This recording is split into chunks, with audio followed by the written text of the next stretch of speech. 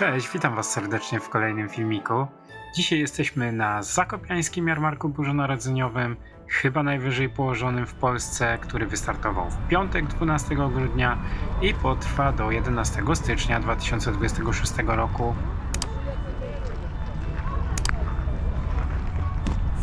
Zakopane. Jest to jedno z najważniejszych wydarzeń świąteczno-zimowych w Zakopanem. Tutaj tradycja ta nabiera szczególnego charakteru. Połączenie góralskiego rzemiosła, zimowej scenerii i bliskości Tatr tworzy klimat, którego trudno szukać gdziekolwiek indziej. No dobrze kochani, to tyle tytułem wstępu, a więc zaczynamy i bez zbędnego przedłużania zapraszam Was do oglądania.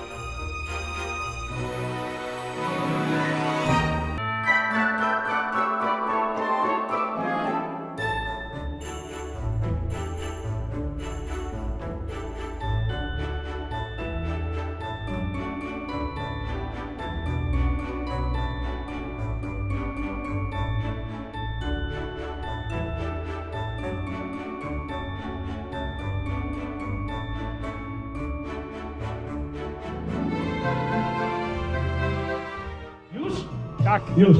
Serdecznie pozdrawiam ze sceny z Zakopanego. Tak, pomachać jeszcze, dobra. Klient nasz pan, Jarmark Bożonarodzeniowy, moi drodzy, dosłownie za 17 minut rozpoczniemy.